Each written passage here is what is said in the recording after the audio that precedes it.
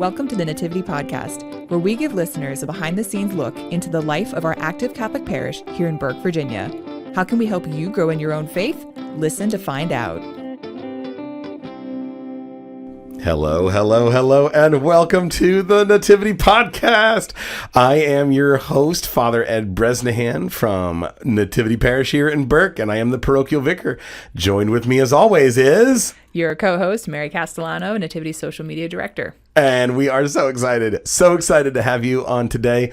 Thank you. I don't know if we've had the opportunity to say this, but thank you for listening. We've been getting a lot of, feedback, and just people have said, oh man, I heard one podcast because my friend was on it, right. Or it was like a topic I wanted to hear. And then I was like, I can't get enough of this. Yeah. And we can't get enough of you guys. We love being able to share our parish with you, and we're so grateful. So just amazing. And thank you. Obviously, the best way to get to know us, to sort of help our program grow a little bit, is by word of mouth. I mean, we can post as many different things as we can, but it's not going to do the same thing as you sharing with your friends the message that we're trying to share as well. So join us in that, and don't be afraid to share. Yeah. But of all the things that we've been doing here in season 2, we've covered quite a lot of things.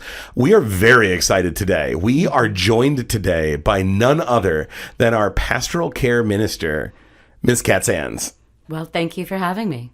Yeah. I'm so glad you're here. Kat Sands is like a legend. And actually, I never call her anything other than Kat Sands. It's not Catherine Cat or anything like that. Just for me, it's always Kat Sands. I think it's even in my phone as Kat Sands. I'm sure that's true. No, but Kat is a wonderful, wonderful member of our staff and does incredible work with pastoral ministry. We're going to talk a lot about that and kind of what it means, what it is. But one of the things, and I just love this, right? Because this is like, a thing. In the church, we serve so many people. And I think a lot of times you think of people being served at Mass or confessions or like youth ministry or something like that, like the Knights of Columbus, maybe our service to the poor. But one of the key pieces of who it is that we do a lot of outreach to are people who aren't always able to make it through the church doors, people who are sick, people who are homebound, and sometimes even people who have passed away. And so our care for those people is huge. But it's always such a vulnerable moment in people's lives that you never know what you're going to get. If you're involved in ministry, in this kind of ministry, you never know what's going to happen. So, ladies, I think maybe for like our opening question is kind of before we get into the deeper parts of what pastoral care is all about and your work, Kat Sands, is especially this. What is like one really memorable moment, like funny or heartwarming or whatever, but one little moment that kind of sets the stage for you in terms of working with, say, the elderly or with the homebound or people in hospital? It's an honor, first of all, to be able to be in that bubble with these people in a place where they didn't necessarily expect to end up. But there is a woman who I've ministered to for a couple of years, a lovely woman by the name of Liz, who lived independently until her 99th year. Wow. And then found herself, she was in a residential facility, and she moved in December, and we went into lockdown in March. So this woman literally lost her independent lifestyle in a matter of 3 months. Wow. And I would go over, and she fortunately lived on the first floor. I'd knock on her window and I would pray with her and, how are you doing? And she'd say, I'm so bored. Can you get me out of here? Can I climb out that window? I mean, all she wanted was connection. And I think that's what we try to provide with our homebound ministries, with our residential facilities, is provide that connection so that people know that they're not alone, that there's somebody there for them, whether it's showing up at their houses, whether it's at their window in the nursing home. And, I still minister to her. She's now 102. Wow. And she actually did get COVID and survived it. And she's just, I'm fascinated by all of these souls and the stories of their lives. That's fantastic. I love that though. I'm so bored. That was it. Just tells you exactly how it is. I guess when you're 99 years old, you can say how you're feeling. Yeah. You don't have to be diplomatic about it. You can tell people exactly what's up. Definitely. Mary, what's your story? Well, I was going to say, I think that leads perfectly into your story. Oh, yeah. Well, so for me, when I was growing up, I say when I was growing up, but I was in the seminary, they wanted to make a distinction in the hospitals and in ministry between people who were ordained a priest and people who were not. Like if you're just studying to be a priest, they didn't want to give, say, like a patient in the hospital the feeling of like a priest visiting them and then finding out that he can't hear your confession, he can't give you last rites, he can't do anything. He's just a seminarian. Yeah. And so I mean I totally get that, but the compromise that they made was they told us that we had to wear an outfit that resembled, like Will Smith in Men in Black. Right? Our outfit was like a solid black suit, solid black tie, white shirt, right? It was just as straightforward, looks like a uniform, maybe like we could have been an FBI agent or something like that. And it was terrible. And so the first time that I was doing hospital ministry, we walk into the hospital, we're in our special suits, and we go into this room and this lady is there, sees us coming in. Her eyes get wide as saucers and she just looks at us and just furrows the eyebrows and just no filter, just yells, "I'm not ready to go yet. You can't take me." She was absolutely convinced that we were with the funeral home, and that we were there to take her away. And she's like, "You were the Undertakers." We were the Undertakers. Oh my god! She was convinced she wasn't ready to go yet. And so the priest, who was sort of our mentor that time, he told us that afterwards. He's like, "I need you to wear the clerics. We'll explain that you're not priests, but we'd rather you do that than like terrify all the patients." So. Yeah. Oh man, that's great. What's funny is the story I have to share is not nearly as like impactful, I think, as the two of you. It's not a competition. Oh my gosh, everybody's got the different stories. Yeah, but mine, my just little story. So I'm actually named after my grandmother, Mary Castellano, and for about 15 years, my grandmother and I shared the same hairdresser. And so when we would call ahead, they say, "Hello, this is Dino's." And I say, "Hi, this is Mary Castellano. I need a haircut." And they'd always have to ask, who's calling, the grandmother or the granddaughter? Because that's a very different kind of haircut. But you could have come in with like a perm. No, I don't think so. Little blue dye and a little blonde hair. That's so wild. Working with folks who are elderly, working with people who are homebound, there's a common theme that they all share different stories. They all come from different. They all have just sort of different reasons why they've been placed in that spot, but they all share that common theme that each one is in need of grace, sacraments, and otherwise visits, connections, etc. But they're unable to do it themselves. So many of us, when we think to ourselves, "Okay, I feel disconnected. Well, you know what I need to do? I need to head over to church." But not everybody's able to just head over to church. Yeah. And so that's why it's just so important to be able to recognize those people who are homebound. And so maybe to kind of talk a little bit about that, Kat, how would you describe like what pastoral care is for those who might be unfamiliar with the term? It has a number of different facets to it. Caring for homebound people is one of it. Caring for the sick or the suffering is primary, would be the overall encompassing kind of thing. If someone is in need, and it's interesting, it is used in a religious sense with this, but it is an overall term. So pastoral care is something that all cultures share and all religions share when you reach out to those who are suffering. The people who are homebound find themselves homebound for a variety of reasons. It's not only elderly people. It can be a young mother with breast cancer who's immunocompromised, and she can't leave her home. Her family can't leave the home because they're afraid of what they're going to bring back to her. It can be somebody who was in an accident of some sort and has suffered a trauma. So they're not permanently homebound. But these are the people that when they're suffering, what they absolutely need is the divine grace of the Eucharist. So being able to bring that, like, to me, that's the greatest honor in the world. I mean, I had a gentleman one time, he kind of jokingly said, but I think it's true. He's like, so you're the God chauffeur. The God chauffeur. And I'm like, yep, pretty much. I get God. I drive him around town. I bring him to people's houses, and I'm the God chauffeur. So that is a piece of what I do. I minister to our funeral families, which is an amazing opportunity to be able to, I can't take these people's grief away from them. I can understand that moment that they're in because of my background, of them being in a place where they're overwhelmed, they're suffering, they don't know what to do. And basically, like the homebound people, they just need to not be alone. They need someone to walk along with them and help them carry that cross. So it's a beautiful way to be able to support someone in need. I love the way that you say that, because at the end of the day, we're not always able to provide answers.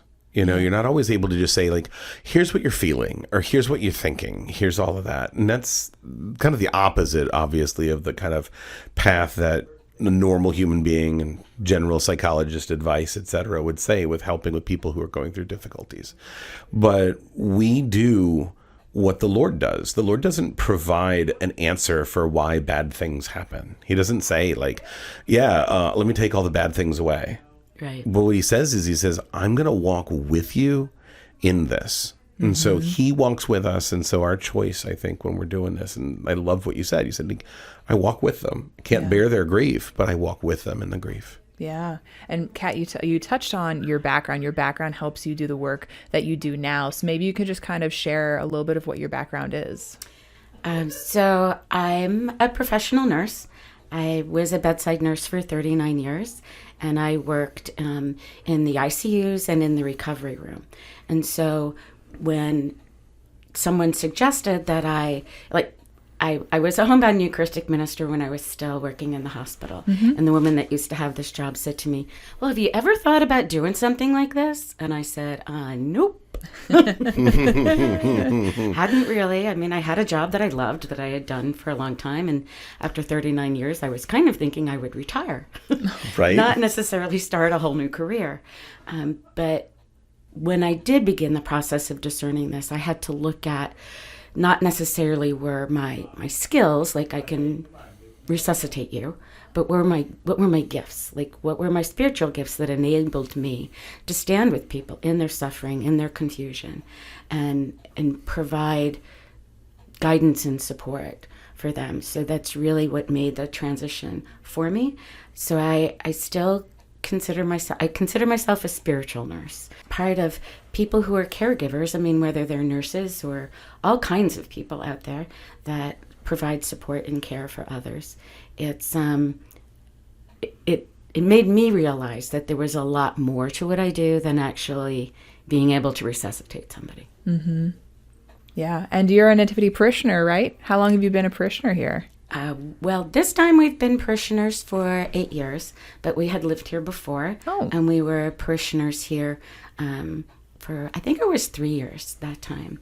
But we lived all over the country, and one of the most beautiful things about Nativity is that it is a Nativity family, and we've experienced a lot of different parishes, and all of them were special in some way, but I think the Nativity culture here is that everyone is family, and that's felt very strongly. Mm-hmm. Yeah, I mean, I think especially just you said you were here and then away and then back, and being able to come back and being able to see familiar faces and people, and the place just brings you back. It's a good. This is also becoming a theme of season 2. That's just what Kimberly was talking about. Mm-hmm. Going away for a time and coming back and feeling like you're really at home and being happy to be back. And well, I just love the idea that this is a family. If your family is sick, you go see your family. You go see your family. Yeah. And so that's the beautiful piece of what I do, is that it really has that family theme to it.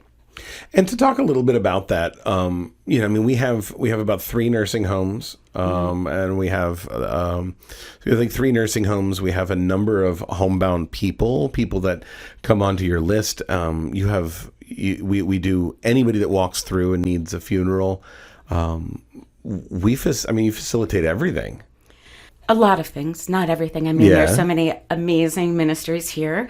But for my piece of it, we average 3 funerals a week. Some weeks we don't have any. Other weeks we have 5. It kind of balances itself out that way. We do have 3 residential facilities that we minister to. We currently have 27 homebound families that we minister to. And I think the Holy Spirit just finds a way for it to happen. I also, we have a prayer list, and if anybody ever wants to be on the Nativity prayer list, call Nativity. We keep a running prayer list. People are announced for about 3 or 4 weeks, and certain things happen at the end of that period of time. You're either better and you don't need our prayers anymore, or you've passed and we'll pray for you as you continue your journey, or you need next 2 years worth of prayers. So we have a maintenance prayer list that, depending on the month, we have 80 to 100 people on the prayer list. People who are weekly announced, I call them every week and check on them and see how they're doing, just to kind of get the update.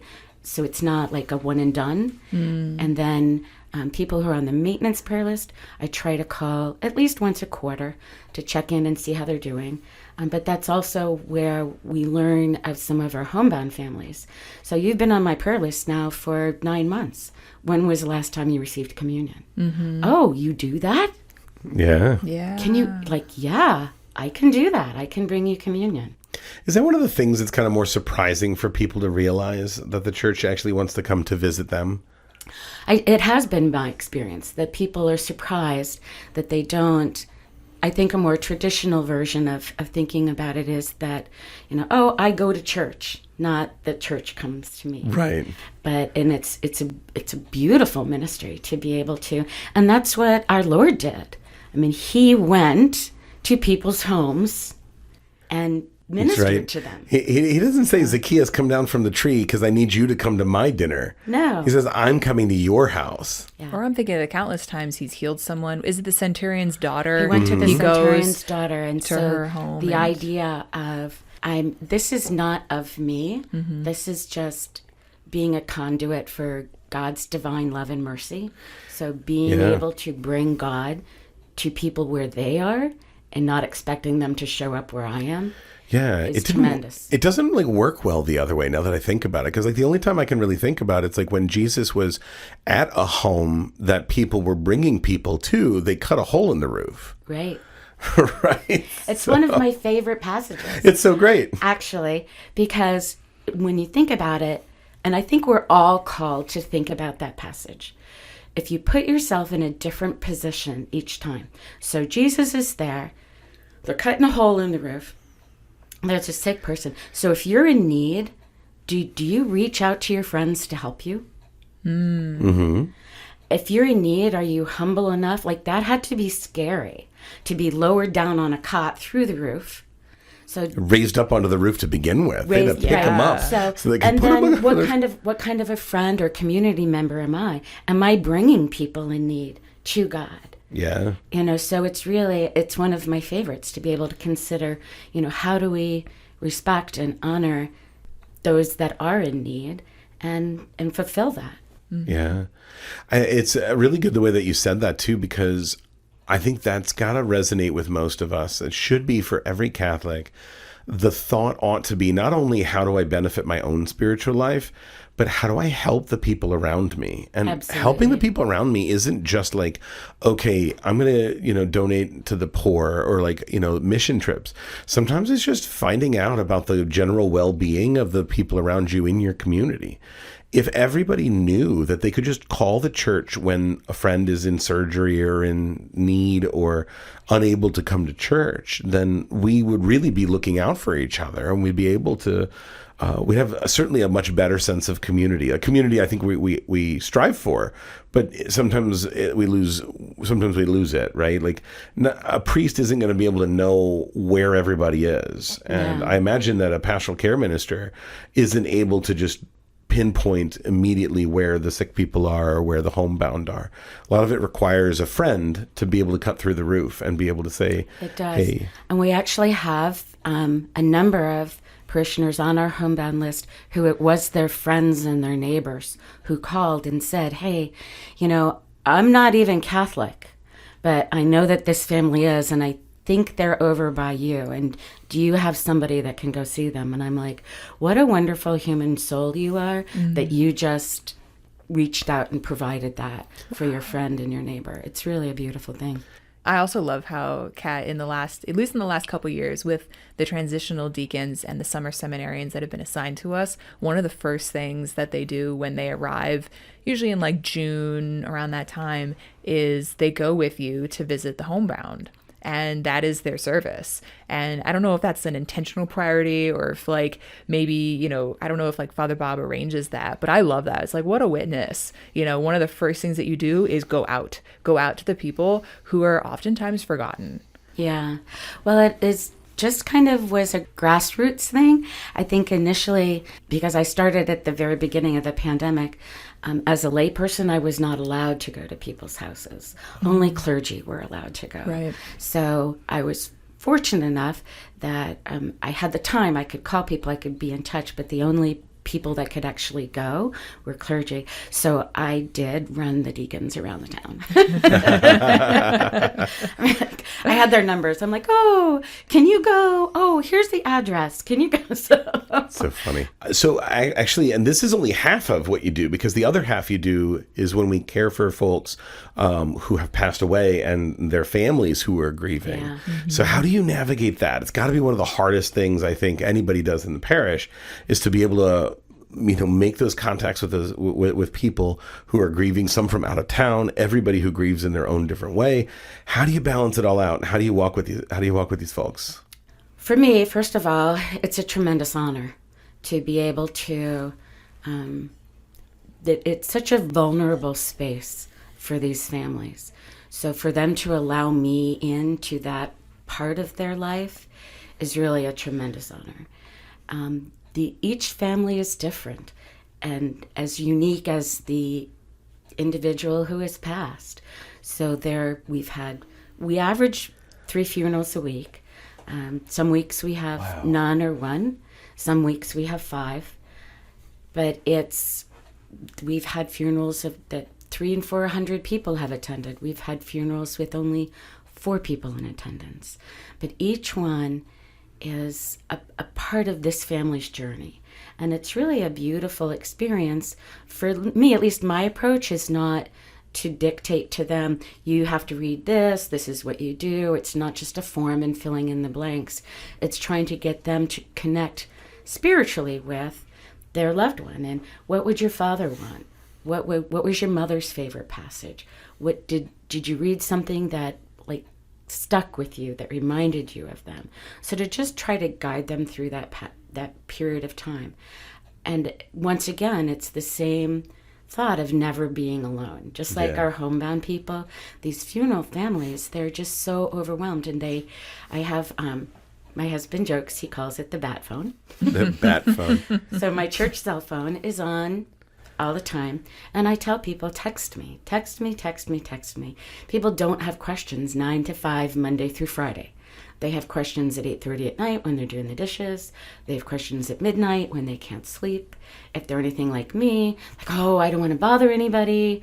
But then the next day you've forgotten what your question is. Yeah. So I let them know that there's always someone with them.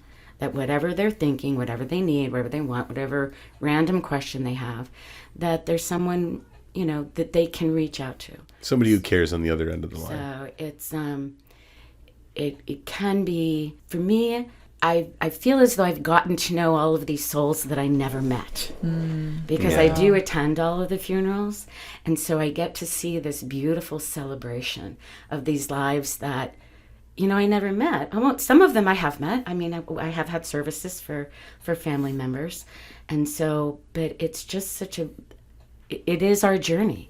It's what we're all doing here, is going home. Mm-hmm.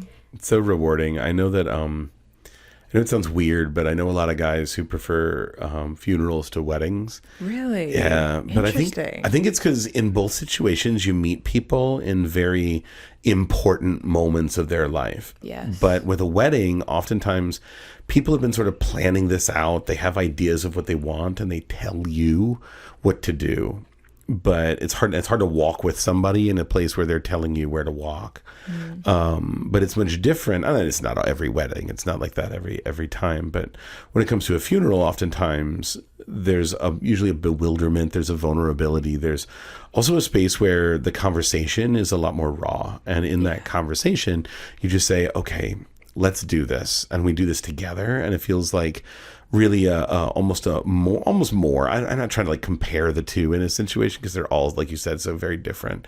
But there is just almost an opportunity where both say, okay, well, what can we do for you? And then the other side is saying, well, what can you do? Yeah. Right. So it is, I mean, you use the word vulnerable is really the space where these people are in. And the direction that I've taken with this ministry, when I was first asked if I would think about doing this, I thought, whoa, I don't have a degree in theology. I'm not. I'm not the boss. Don't know everything? I'm not the boss of this. So I tell people that I pretty much do anything that doesn't get me excommunicated. That's a really long list. So, right. But, There's just a lot of things that won't get you excommunicated. Right. So I'm like, well, I mean, is this... people want to respect and reverence their loved ones in a variety of different ways. So I want to be liturgically respectful and appropriate, but also understand that, there are all different ways of dealing with grief, of sharing memories. And so it's just whatever I can do to support them in this process. Mm-hmm. So good.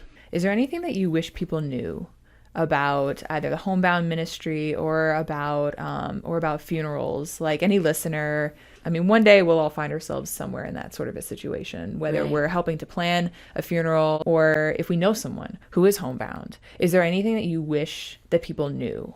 I wish that, I absolutely would encourage anyone, whether you're local here in Burke, wherever you are in your parish, if you know of someone who's in need, and maybe you're not that person. Not everybody has the temperament to be able to go into someone's home who is homebound. But if you know of somebody and you can reach out on their behalf, or even if you can say to them, do you mind if I call whatever their local people are. I wish more people knew that we're there for them. Yeah. And people are surprised. They're like, you do that? I'm like, yeah, we do that. So and with funerals, what I tell people is they're going through this process.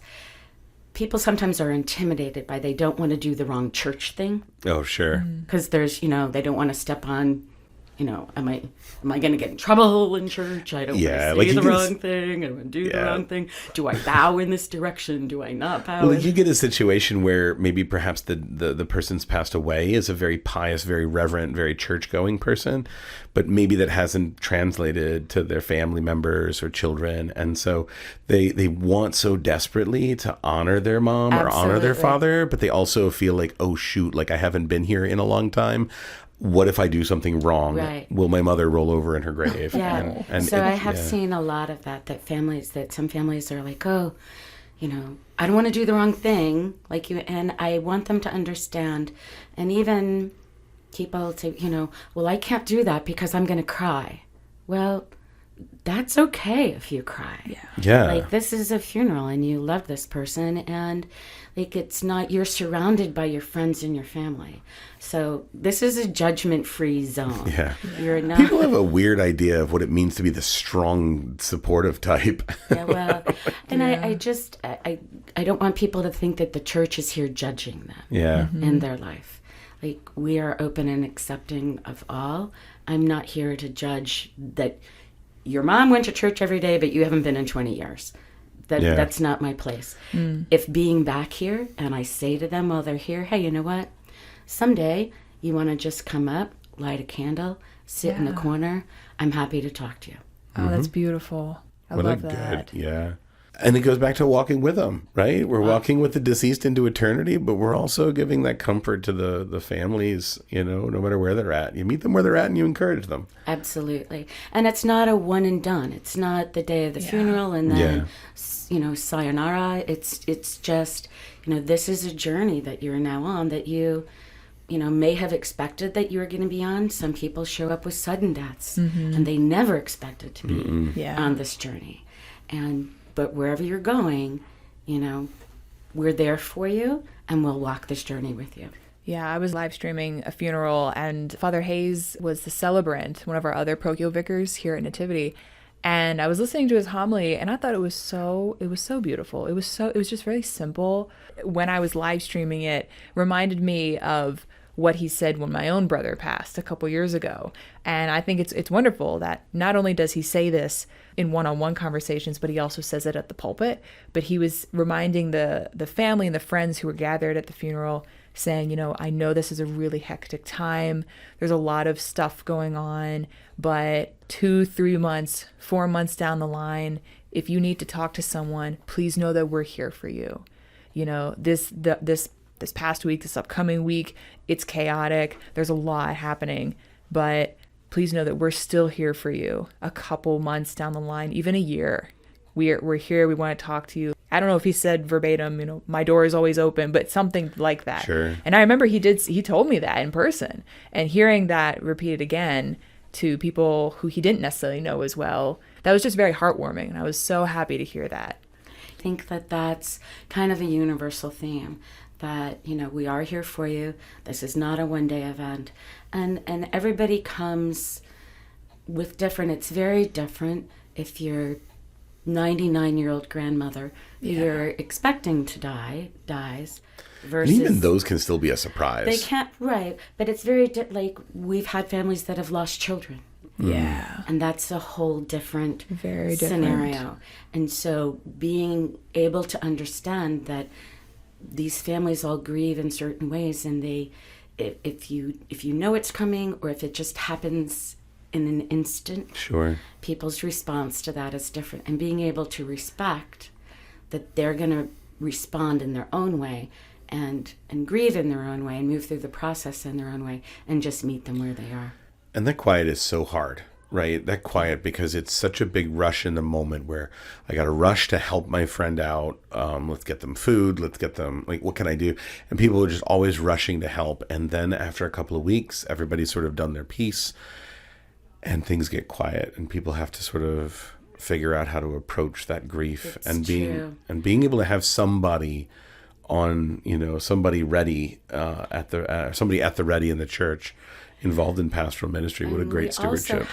We're very fortunate here that we actually do have a traditional grief support group that is run by a woman who is a licensed clinical social worker, and that group meets here twice a month. We also have a new ministry that was started just over the last year, in Mary's footsteps. It's a widow's, it is spiritual, but it's more of a fellowship group as well, because even after that, you have that first 6 months here, but then, 5 years later, you're still going, okay. Yeah. So it's been beautiful to see these others. So it's not all just me. Yeah. It's all these other people that are, volunteering and helping each other out. And it's a beautiful thing to be a part of. Yeah. I remember your predecessor, before she retired, she probably gave me one of the best pieces of advice, like a couple weeks after I lost my brother. And she looked at me and she said, the hardest part is learning to live without the person. And I had never heard that before in my life. So if I had any sort of takeaways that I want people to know, it's that bit. It's not like, I need to get through this. I need to deal with this. You think of like a struggle in life, whether it's, I don't know, it could be anything. You think, I need to get through it. Like a tunnel. Like somewhere on the other side, it gets fixed. Exactly. Back to normal. Exactly. Like you're sick. You want to get over the flu. Right. Or whatever it is. But this, it's a cavity. kind of that you live with, but learning to live with that. And I was so grateful her name was Carol Mack. I was so grateful for her, and just, I mean, it was only one brief conversation, but the fact that we have, someone like you, or a whole group of people who've been through it, who are willing to walk with you, in our grief support group. And I love how that reminds me. That was one of the things that we talked about with Diane Fields. That was one of our first things when we thought Diane did like 50 things. And then it turns out that she doesn't do the 50 things that we thought she did. She did these other things. But the big thing that she did was grief ministry. She's one of the head supports. Yeah. So that's all the way back season 1, episode 2. How about that, huh? Yeah, See, it comes full circle. It does, and I think that's really beautiful, and that's why I really wanted to bring you on, Kat, here, kind of early on. We're it's still the whole really life. early in this process. Friends, it feels. We have like 70 more ministries to get through. There are a lot of ministries here. Yeah, but I just thought it was so important because this is guaranteed. Like life and death. That is guaranteed, and the church in Texas. Is here in Texas. Well, I would say this too. One thing that I wish people would know, or at least not be afraid of, and I think, Kat, you do an amazing job of helping to coordinate and strengthen this, is I think sometimes people will get it in their head that Father is too busy.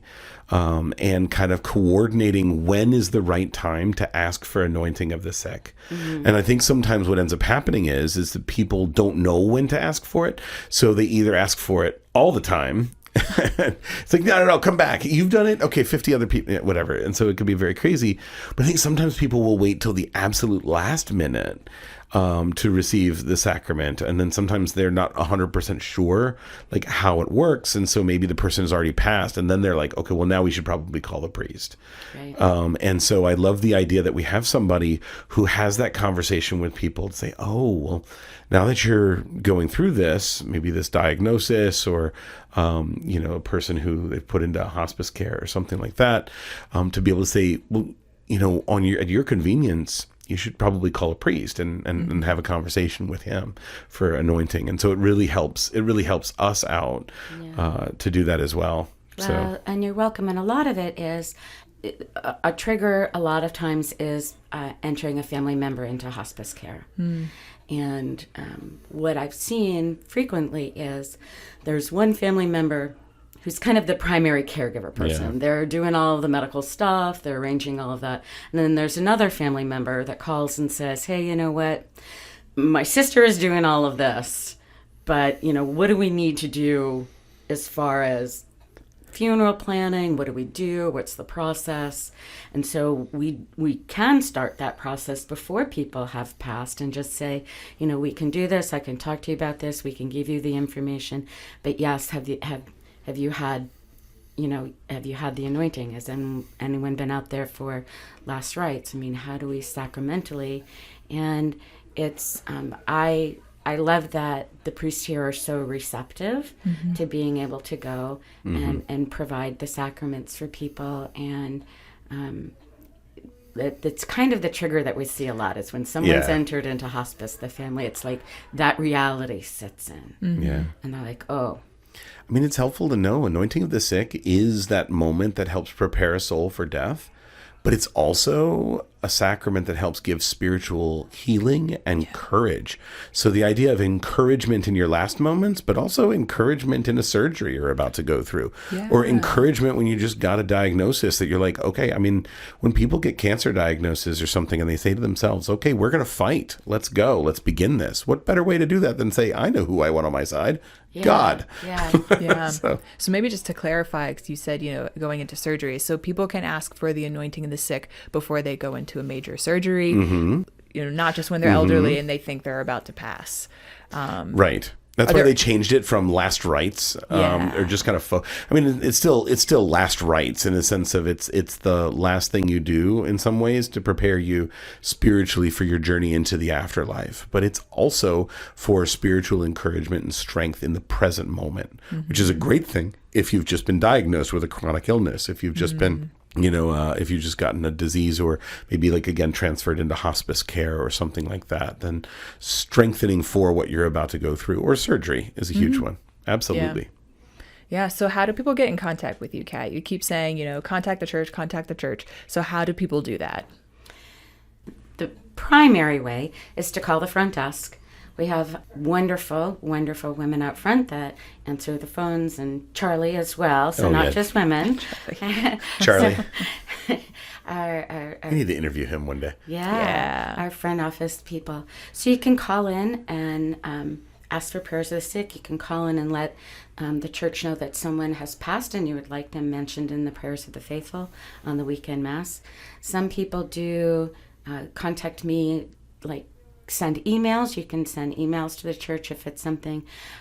Sometimes I'm just walking out of the church and people see me and they say, "Oh, Kat, can you pray for my sister-in-law?" And I'm like, yeah, of course. And I grab my phone out because unless I write it down, it never happens and it never will happen.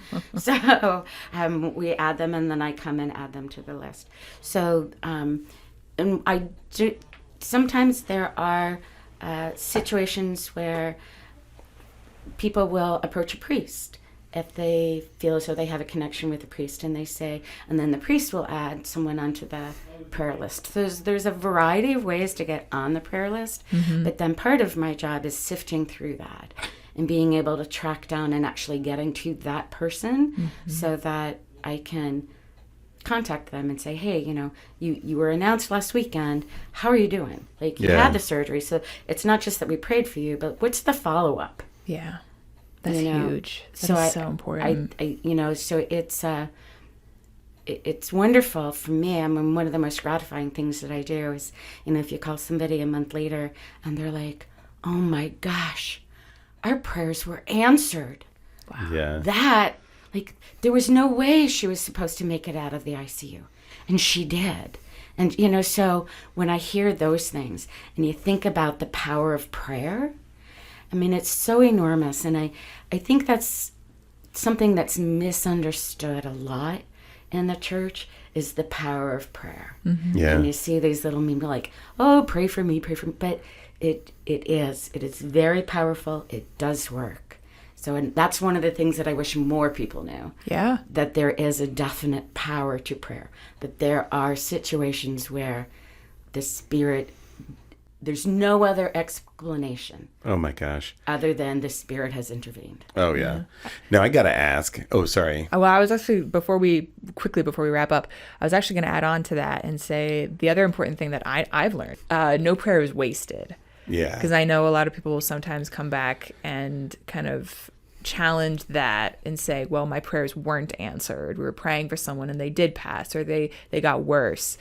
But, thinking that it's, no prayer is, I'm sure you could probably say this much better than I am, Father. No prayers wasted is the right way to say it. Because the simple act of praying for somebody else grows your own grace. Because it gives you an opportunity to show compassion for someone else. Yeah. And ultimately part of it is just being able to say, all right, I don't have to tell God what the plan is. But in some ways, I kind of have to trust that a guy with infinite knowledge knows better than me how the pieces fit together and how it all works out. So I think sometimes it's a little misnomered or whatever to be able to say, oh, well, God has a plan for everything, as a way of somehow comforting ourselves when things don't go the way that we want. I don't think that's fair. Yeah. But I do think the fact that God is a lot smarter than me and God sees the end result a lot better than I do means that it's not always helpful for me to tell him what he should be doing. And so I think sometimes when we feel like God hasn't answered our prayer, what's really happening is that God hasn't answered the prayer the way that we think it should be answered. Right. And oftentimes what that other way of doing it, whatever God's way of doing it is for some other benefit or for something else that oftentimes doesn't have anything to do with me. And so how do I reconcile my personal grief at not having a prayer answered versus still recognizing that the same God who didn't answer my prayer the way that I wanted is still walking with me? And I think that's the key. And being able to have people who can walk with you and be God's hands and feet is essential to being able to help people saying like, look, I don't know what God's plan is, but Kat is walking with me. I don't know what the plan is, but the priest made it in time and he blessed the person. And there was so much grace in that moment that it was comforting, even if it wasn't the result I was looking for.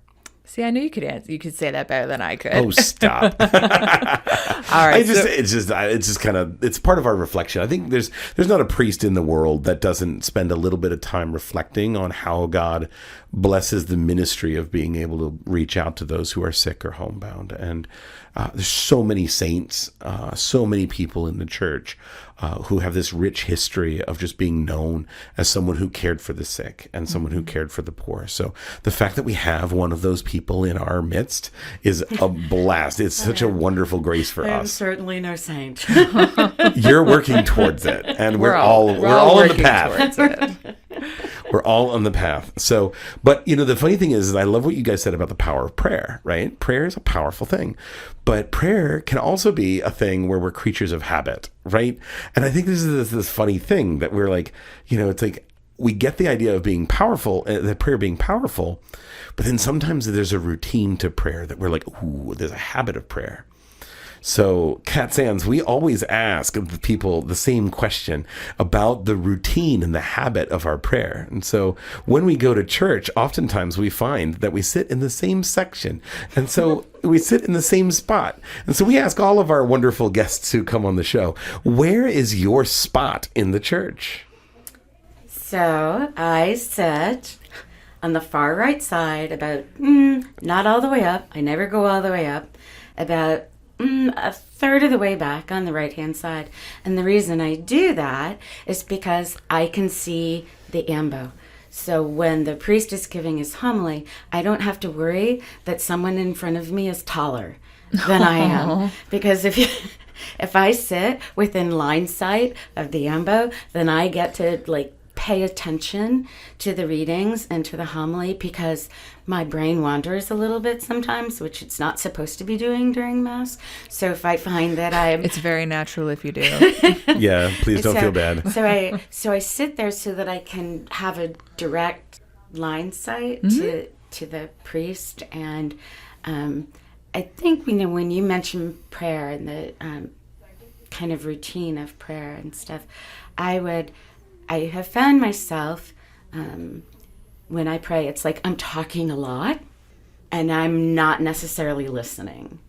And so one of my favorite prayerful moments is going to adoration that we have here on every Tuesday. We have adoration from 5 to 8. And to just go and sit and not say anything has been something that I've really trying to bring into my weekly routine. So it's amazing to just sit there in front of the monstrance and just be like, okay, God, talk to me. I'm just going to sit here and be quiet. Oh, yeah. That is beautiful. I've been doing that in my own prayer life recently. Yeah. Nothing can be compared to it. It's hard to put into words just how beautiful it is. But that's wonderful. I love it. It's so good. And just for those of you who need to know, getting in touch with our wonderful Kat Sands is easy. Contact the church, ask for our Pastoral Care Ministry office, and ask for Kat Sands directly.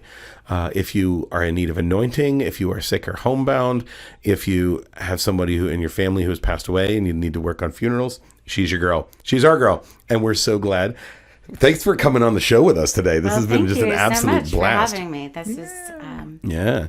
Mary Castellano, do you have any shout outs? I do. I'm going to shout out someone I've gotten to know through the pandemic. He's been a huge help to the other type of work that I do with live streaming the Mass, specifically live streaming funerals. We will live stream a funeral when requested, and that's been actually one of the fruits from the pandemic, because we didn't have a live stream system before 2020, and now we do. If you have family members who are overseas or who are ill themselves or who cannot come because of distance, short notice, whatever the case is, we can offer a live streamed funeral. And so the person who does that mainly is your husband, Bob Sands. And so Bob Sands. it is Bob Sands. He's been great. He's been really wonderful to work with. He's involved in a lot, like That Man Is You, and just, a stellar person here in the church. And he's very reliable. So, shout out to Bob. What about you, good, Father? What a good person. Honestly, today is a great and wonderful celebration. Today is our business manager's birthday. So I want to shout out Ann Benson, our wonderful business manager. She puts so many things into making sure everything works and everything's in its place. She keeps all the rest of us organized. They sometimes refer to her as the general. But I think most especially, we're just grateful that there's this joyful and stable and life-giving presence right in the center, kind of the nexus of our offices. And today's her birthday, so I want to shout her out and let everybody know how great she is. So, and Great. with all of that, Mary Castellano, Cat Sands, we are grateful for having you guys.